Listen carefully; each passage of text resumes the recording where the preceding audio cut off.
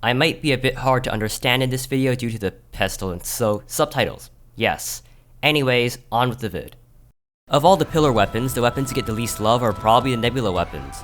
This is in part due to a mage's weird placement as a class in game, as well as the existence of the Razorblade Typhoon. Most mages will already have Razorblade Typhoon, which it either got right after hard mode or just recently from Fishron, so it kinda overshadows these two as a jack-of-all-trades solution. How are these weapons like though? Let's take a look at them. The Nebula Blaze is our first Nebula weapon.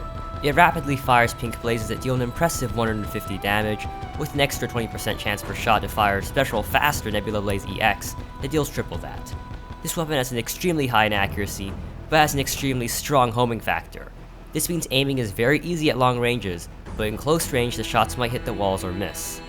It also does not pierce nor have any significant AoE, meaning it is solely for single target, which it excels at.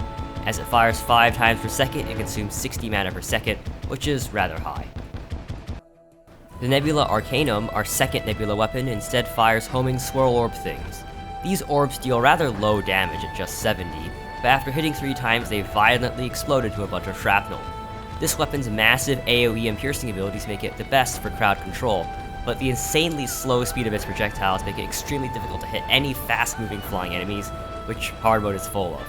It also has a rather slow fire rate at just 2 times per second, and with a mana use of 30, it also consumes 60 mana per second. As for damage per second, with the standard pre-Moonlord Mage setup, the Nebula Blaze deals somewhere around 2.5 to 3,000 DPS on a single target, with it being very hard to measure accurately due to the random EX blasts. The Arcanum obviously sucks on single targets due to its piercing, and using 2 targets it handily defeats the Blaze in DPS, achieving over 4,000. In the end, these damage tests don't really mean anything, since unlike the Solar Eruption and Daybreak, these two are polar opposites.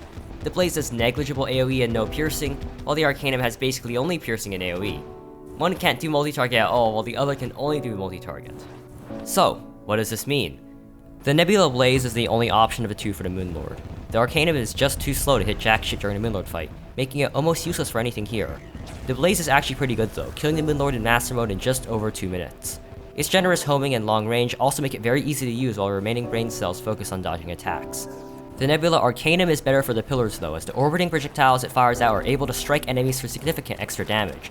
It would be even more effective for ground-based enemies like the Martian Madness or Solar Pillar, since speed isn't an issue in these cases.